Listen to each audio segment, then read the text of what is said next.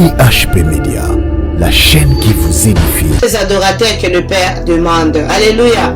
Yesu ayiko emsamo samo Samaria alobi na ete.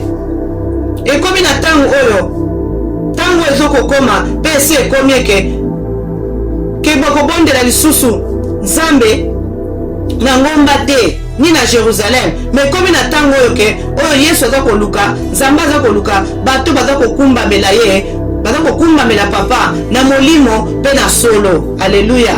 Babi, poete, ce sont là les adorateurs que le Père demande. Zamba le bike, azana besoin, yabato bazo kumba bela papa, na molimo pe na solo. Poete zande bangonde, bango zambe azoko luka. Alléluia. Est-ce que le na kata ba mangomba na biso, bato bazo ko adorer son Nzambe?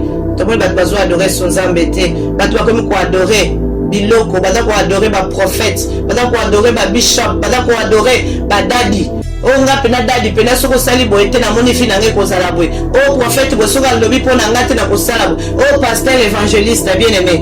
Lelo actuel bato na kati ya église baza lisusu kokonda bela Nzambe te. Bazo kumba bela su Nzambe te. Bato na Nzambe bana Nzambe bakomi ba fanatique. Alléluia.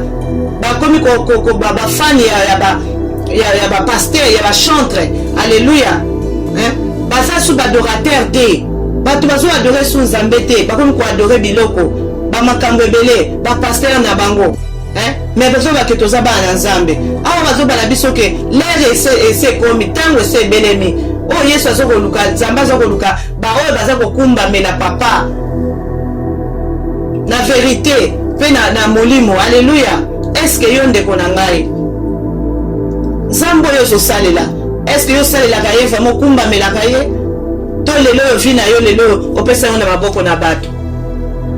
Ozana beso ba ebisa yo likambo boye. Ozana beso ba salisa yo basala boye. Mais yo moko foi eza lisusu te pa na Nzambe. Ozui confiance na yo pesa ngwe pa bato. Okomi ko adorer no bato. Lelo na kati ya église na biso, il y a beaucoup des idolâtres.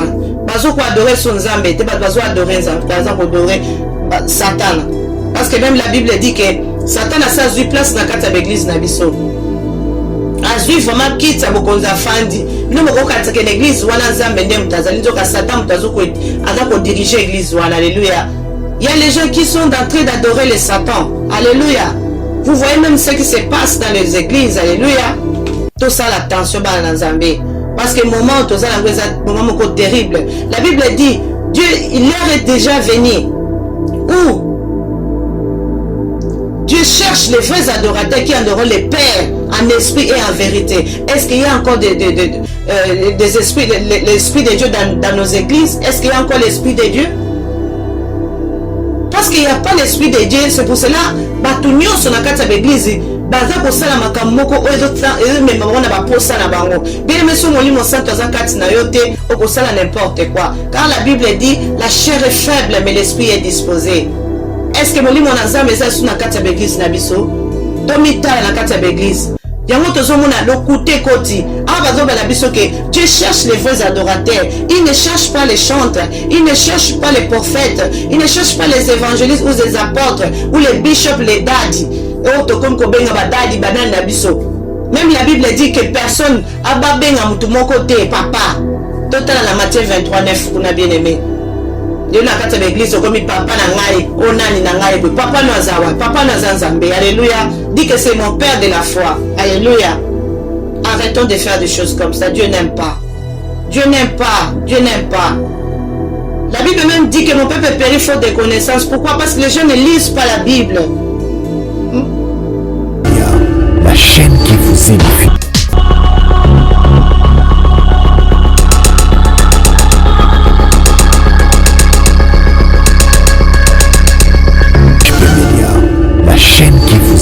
Shalom peuple de Dieu, Bana Nzambe ezanga wabino la servante de Dieu, Mama Deborah, Chantal Niemba, naye lisusu liboso na Nzambe, liboso na bino pona kopesa message kitoko o Nzambe apesi poto bako partager yango pe kopesa bana Nzambe comme la Bible dit mon peuple périt faute de connaissance. Yango ngana zananga humble servante naye pona kopesa message oyo. Alléluia. Et la Bible dit mon peuple périt faute de connaissances parce que les gens ne lisent pas la Bible. C'est ça le problème. toza na temps ya kotanga ba Bible na biso te, mais toza na tangu ya kotanga ka ba téléphone tout le temps. Les gens n'ont pas le temps de lire la Bible. Alléluia. Donc yango nde Nzambe azosenga na biso parce que tozozwa connaissance na nzela kotanga liloba Nzambe. Lelo tozomona makama ezosala mebe na kati ya mangomba ba dégâts eza ebele pona nini parce que bana Nzambe baza na parole ya Nzambe te kati na bango.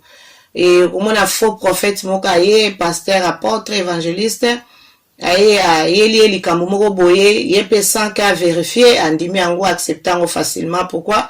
Parce que aza na connaissance ya liloba Nzambe te. Et puis il y a beaucoup des enfants de Dieu bakomi baza ba idolâtre bazoyoka plus bato. Alléluia. Mais lelo Nzambe baza na besoin te ozwa connaissance na nzela liloba na ye otokotanga na sika oyo. Et avant la biso to kota na kati ya message na kosenga na bandeko nyonso to kanga ba misto bondela to tika message na boko Nzambe ke l'Esprit Saint ayeba kozwa contrôle abo moya moko na moko ke o nyonso akoyoka ayeba kochango esala misala kati na ye. Amen. Wana to bondeli to kange meso. Alléluia. Seigneur de gloire, nous te rendons grâce, nous te bénissons car tu es merveilleux. Merci pour ces bons moments si favorables que tu nous as accordés. Papa, toye koyoka liloba na yo po etoza bolingo po etoza Nzambe na mawa. Yawe tosenge te Nzambe message oyo pesi papa. Yawe tokangu pamba te kasi toyoka pe tochango na misala mokonzi. Yawe yoza na besoin te Nzambe toyeba o wapi ezali volonté na yo. Nzambe oza na besoin te biso nyonso tokota na lola nkolo.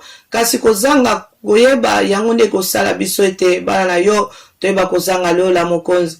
Kasi yo tindaki Yesu Kristo aya kokufela biso. Wete biso tokufa te kasi toza na bomo epe mokolo wana toza na elongo papa. Na dosenga na yo papa na moma ete molimo santo ayeba kozwa contrôle ndeko moko na moko nyonso akoka liloba oyo. Ayeba kochango na misala papa. Oh papa tobengi yo na présence kati nesika oyo Nzambe mimonisa kati na biso. Seigneur nga naza nanga munoko apamba instrument pamba nga lingende yo utiliser nga Seigneur. Eke nzoto nange kwea kasi molimo na yo nde azwa esika kati na bomo inanga. Na pesa o message ko utepa na yo. Tobonde na kombo na Yesu Kristo. Amen. Bien-aimé tozu ba Bible na biso tozo kende kotanga mukanda na biso ya Mukanda ya Jean chapitre 4 verset 7 à 22. Alléluia. Non, à 24 plutôt. Tozo ba Bible na biso wana tofungoli. Et Jean chapitre 4 verset 7 à 24. Je lis au nom de notre Seigneur Jésus-Christ. Amen. 7. Une femme de Samarie vint puiser de l'eau. Jésus lui dit, donne-moi à boire. Car ses disciples étaient allés à la ville pour acheter de vivres. La femme samaritaine lui dit, comment toi, qui es juif, me demandes-tu à boire, à moi qui suis une femme samaritaine? Les juifs, en effet, n'ont pas de relation avec les samaritains.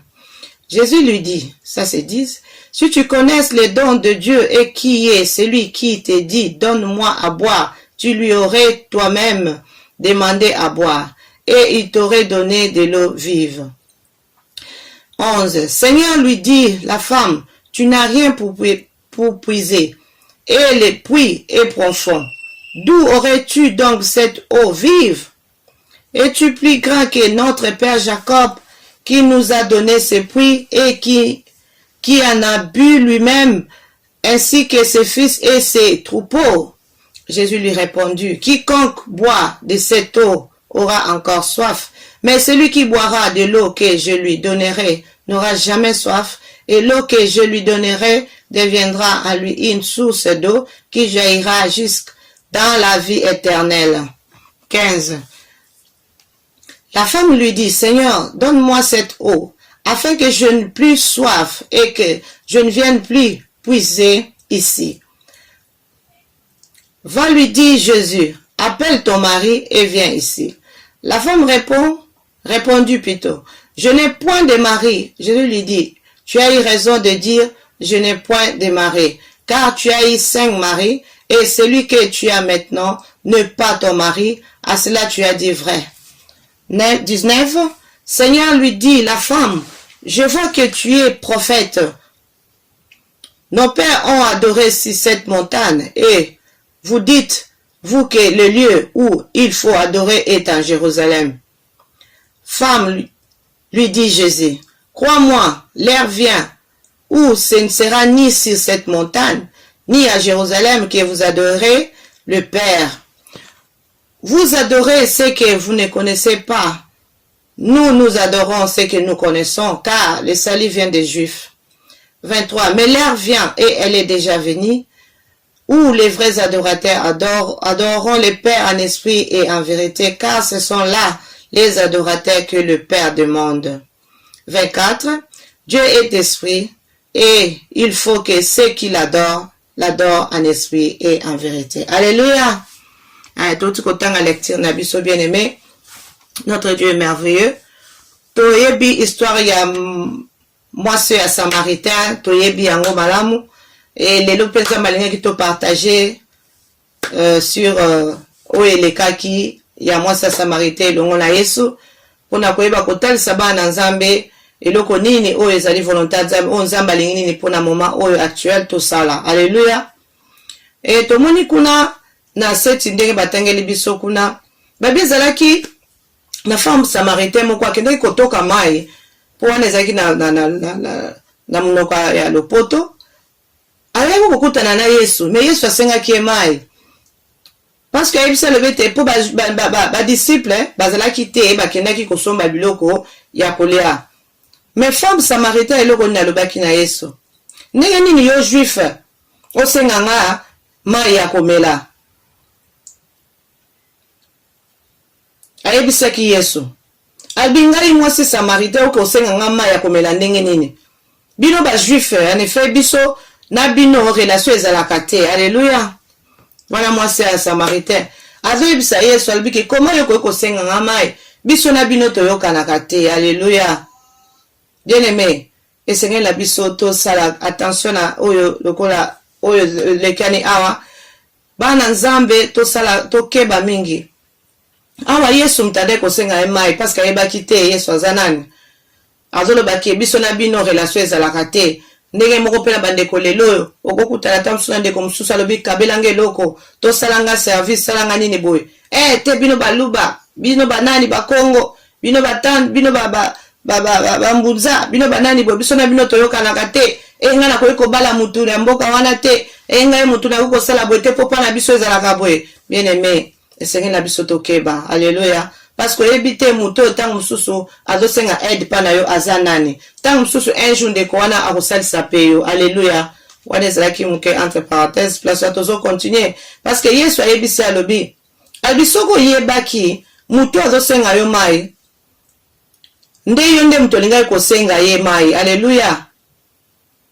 Yesu ayebisaki mwasi wana Samaritain alobi na si tu connaissais les dons de Dieu et qui est celui qui te dit donne-moi à boire, tu lui aurais toi-même demandé à boire et il t'aurait donné de l'eau vive. Alléluia. Abisoki oyebaki likabo oyo nzambe pe mutu oyo aza kolobela yo nde yo nde mutu gai kosenga ye mai pe ya lingai kopesa yo mai oyo ezali mai ya bomoi. Alléluia.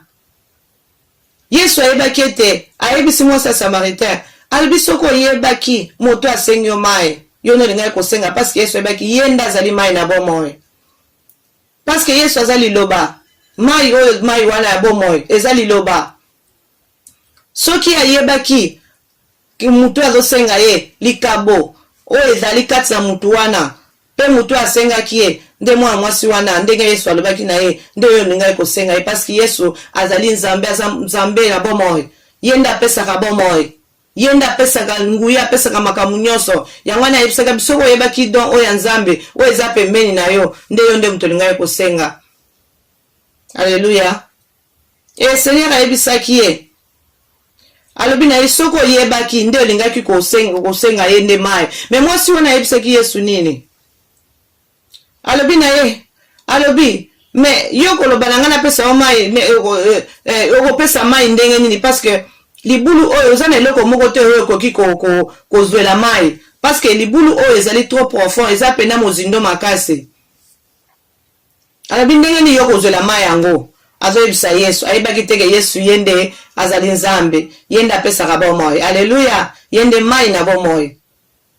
Atuni lisusu alobi na yo kaka mwasi na teme est-ce que yo leki papa na biso oleki papa na biso notre père Jacob oyo ye pasalaki asalaki libulu oyo parce que ye moko pa melaki pe bana na ye pe na babiboye na ye pe bamelaki mai oyo est-ce que yo leki bango wana mwasi azoyebisa Yesu mais Yesu ayebisaki ye nini alobi na ye ke Jésus lui répondit quiconque boit de cette eau aura encore soif ayebisa alobi ete est-ce que yebi ke mai oyo ezolobela wana mutu nyonso akomela mai oyo ya libulu oyo bozala kozwa oyo akozala toujours na posa komela akozala toujours na soif kati na bomoi na ye mais oyo nyonso akomela alobi mais celui qui boira de l'eau que je lui donnerai n'aura jamais soif alléluia abi mais oyo nyonso akomela mai oyo nga na kopesa ye akozala lisusu na posa ya komela te alléluia parce que Yesu ebaki yenda azali mai na bomoi liloba na Nzambe ezali mai na bomoi alléluia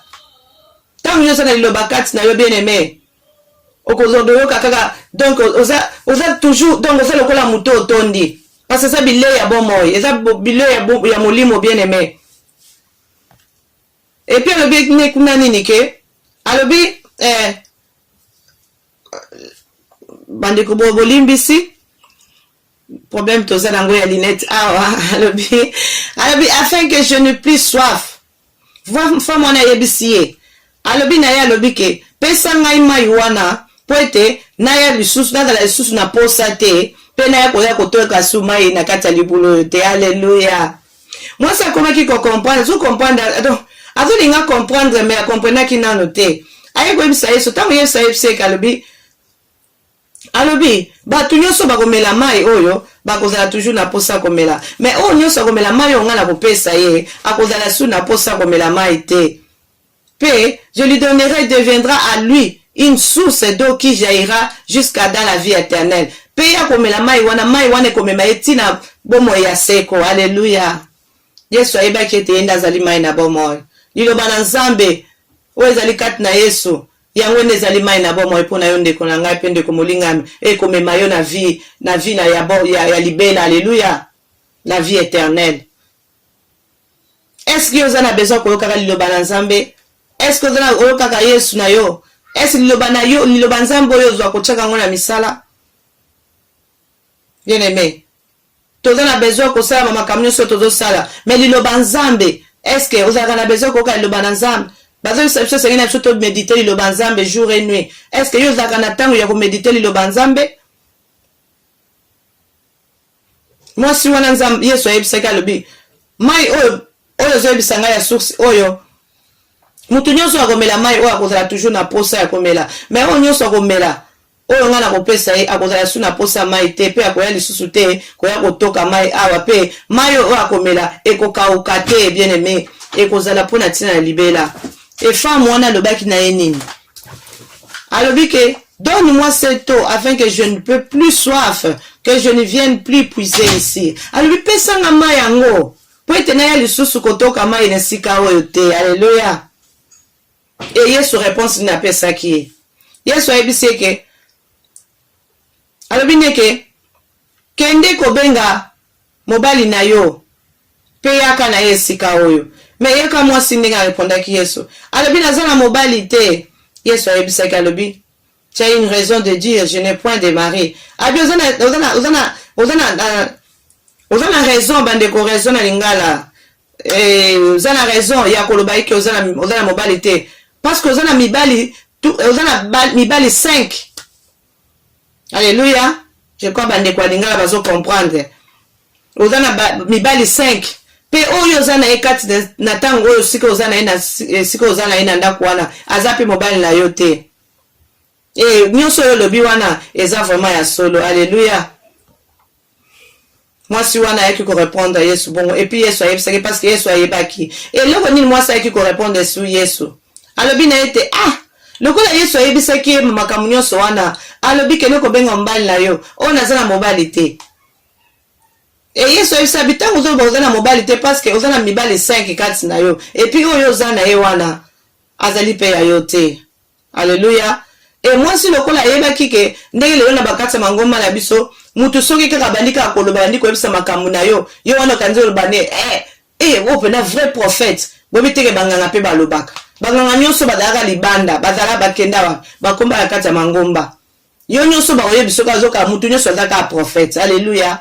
Lelo bato bazaka na bezo batandela bango bayebisa ye ndoki na ye aza wapi, baloba na ye nini boye, basala ye boye.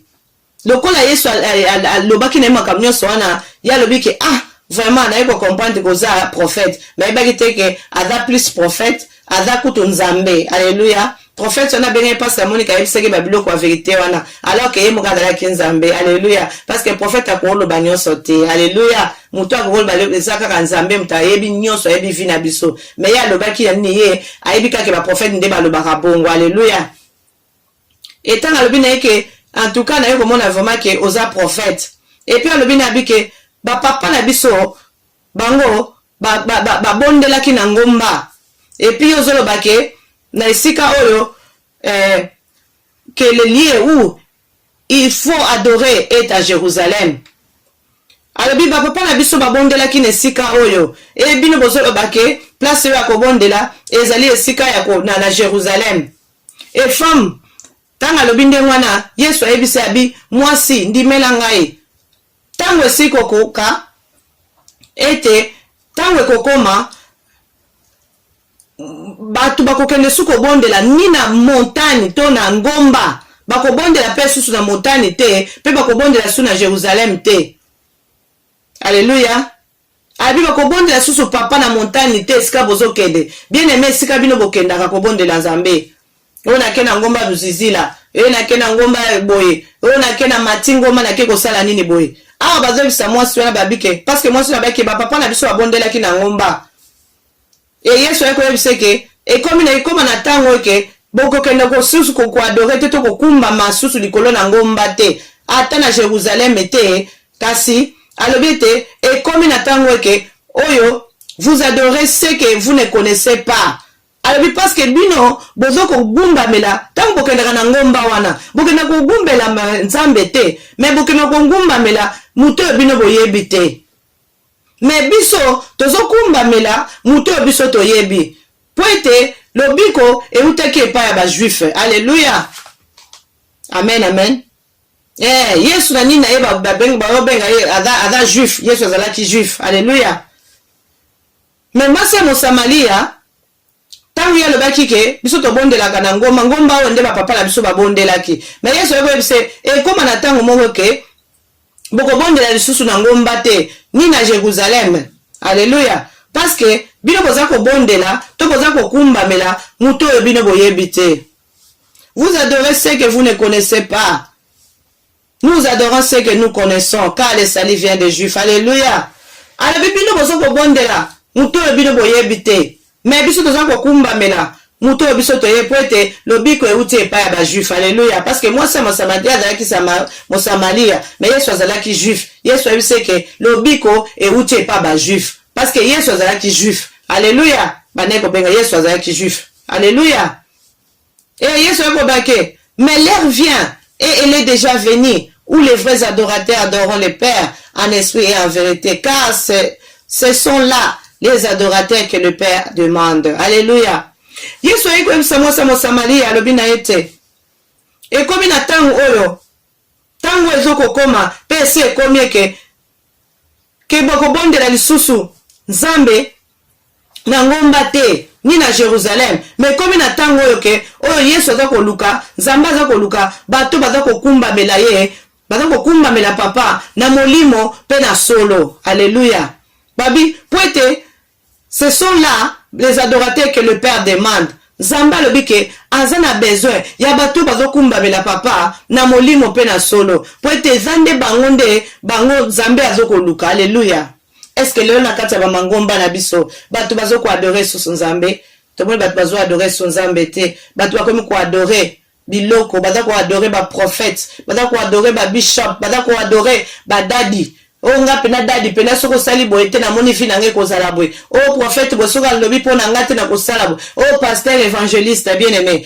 Lelo actuel bato na kati ya l'église baza lisusu kokubonda mela Nzambe te. Bazo kumba mela su Nzambe te. Bato na Nzambe bana Nzambe bakomi ba fanatique. Alléluia.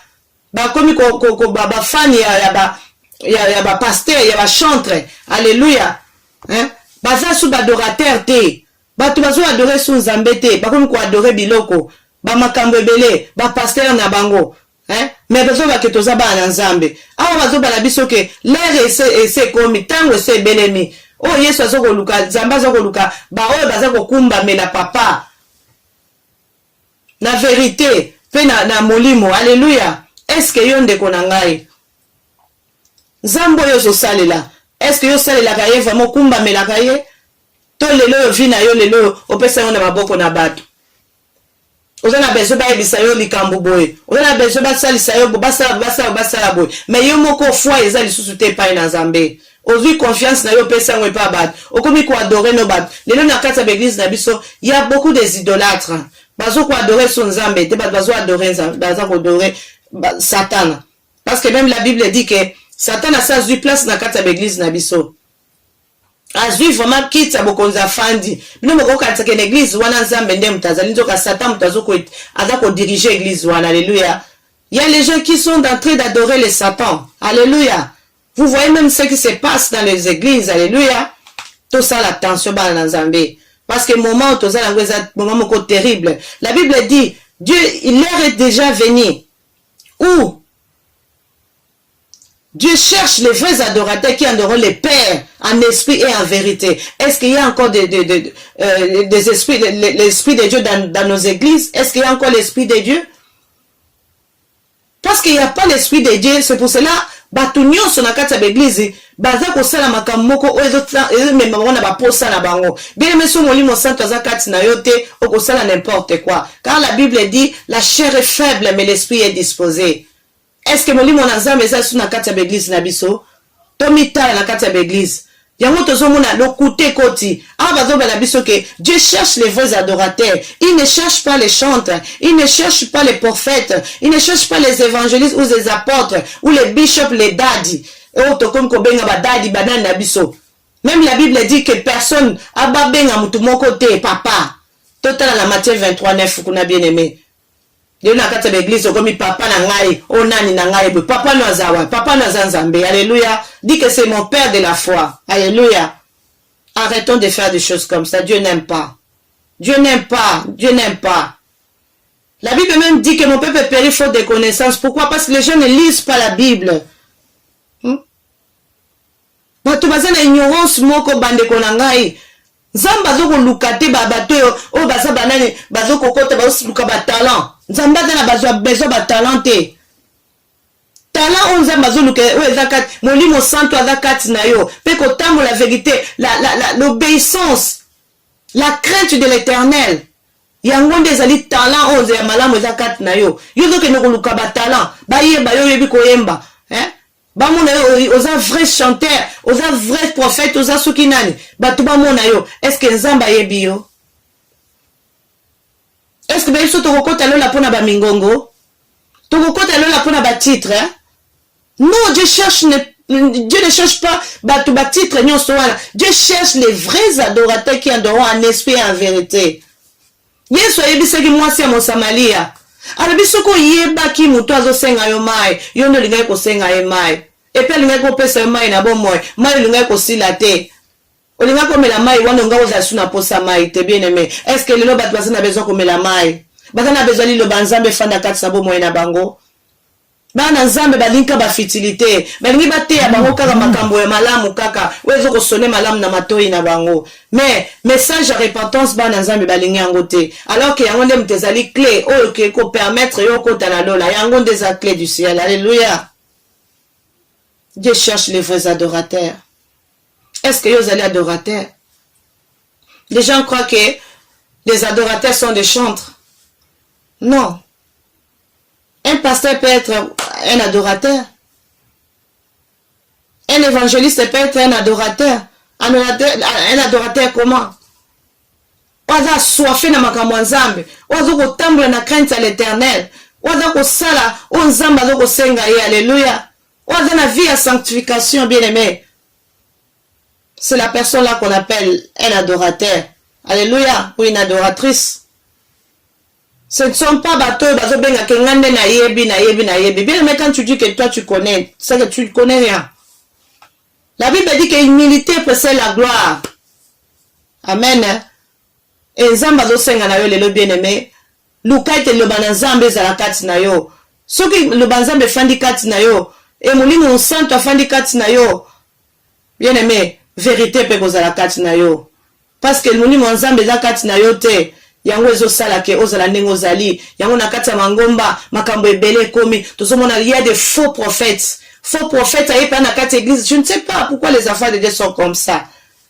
Vraiment, nazoyeba te bandeko na ngai. Tant na kati ya mangomba, omona na kati ya mangomba ba victime ezandeka ba femme. Ba victime ba femme omona na kati ya église, tala bien plein de femmes. O batoni na kati ya église. Et puis omona ba pasteur ba prophète wana bato ba omba moni basala kama comme ça ka abasi. Mais mibale omona tike ba mbele ba pusa bango. Mama pena munina na kati ya église, omona prophète pena zu pena maboko na yazo simba ina tolo bandeko bolimbisa. Asimba tombo lipe bilamba. Azupe babiloko la bani ko sala sala. Donc je n'arrive pas à comprendre babiloko zo le kala kati église bien aimé. Nous sommes dans le temps de la fin. Toye bango la Bible même dit balem ça que toye ba bango ndenge ni des faux prophètes bien aimé. Pourquoi sont makama bozo comment? Parce que les enfants de Dieu sont devenus des idolâtres. Alléluia. Il y a l'idolâtrie dans nos églises maintenant bien aimé. Il faut faire attention. Jésus revient bientôt. Alléluia. Zambado Senga, Azana besoin de vrais adorateurs. Les vrais adorateurs qui adorent un esprit en vérité. Est-ce que toi tu es un adorateur, une adoratrice? Banze muna yo yemba kaisku adora nzambe. Tangu yo yemba kumena ka présence nzambe. Bokeka ko yemba pozo mbongo. Bokeka ko yemba puba mona yo. Okeka ko yemba puba ta présence physique na yo. Est-ce que nzambe wana zo mona yo zo adorer? Bien aimé to comme na tango moko mabe. Tosenga molimo na nzambe azwa contrôle la bomo ina biso atambisa biso bien aimé. To tambo na molimo pe na solo. Alléluia.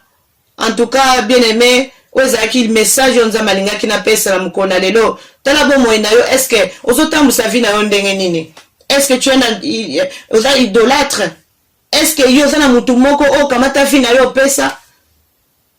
Otika makamu na yo donc makamu nzambe yo mona kasu nzambe to koma mona nde batu liboso na yo okoma mona nde prophète wana okoma mona nde pasteur wana yende mutaza vi na en charge et passer pe le kwa si ba koma ko benga edadi ya moi peut-être azu place nzambe bino ba pasteur ba prophète ba sal na nzambe to sala attention parce que nzamba ko leka retourna bino boko leka na jugement bozu place nzambe bozu place nzambe bokita bo pesa nzambe bo esika na ye. Soki babani dako benga yo dadi bo donc yo moni pena que non yo ndo zu place nzambe. Okomi ko ça n'importe quoi. Mais loko ezakati na Bible te. Et les enfants de Dieu croient cela. Amen. Hein? Pourquoi? Parce que bazotanga ba Bible te. Baza na connaissance à liloba nzambe te. Bien aimé, totanga ba Bible. Et celui qui médite liloba nzambe jour et nuit. Alléluia. Dieu cherche les vrais adorateurs qui adorent en esprit et en vérité, bien aimé. Yango ndezaki lokola message na biso ya mukona lelo et que tozala vraiment les vrais adorateurs et puis toelinga komela mai na bomo liloba nzambe o tozoyoka mukona mukolo tochango na misala. Alléluia. Et nzambe azana besoin na yo ba problème oyo zana nzamba ebiango mais nzambe azana besoin zala na vrais adorateurs parce que wezo zela yo bien aimé oye biango te luka bon sabo mo na yo lelo zala vraiment vrais adorateurs.